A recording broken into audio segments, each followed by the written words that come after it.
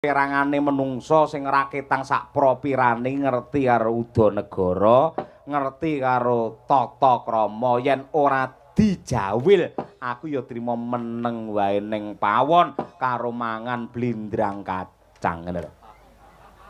Wah, blindrang ku dientekne iki ora. Senengane dene blindrang kacang karo balur enake ra umum malah dientekne Antasena ora. Antasena. Iya Antasena ora. Kersane Kiai Semar piye? Aku nderek.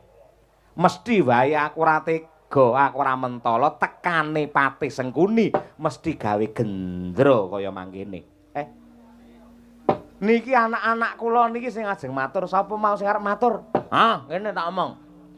Sengkuni niki wae dugi mriki to Ndara Antasena. Iya. Nah, satemah niku bantah kali kula merga ngrika ngancam ngincim lek Semar ra gelem diboyong ning negara Ngastina. Bakale kene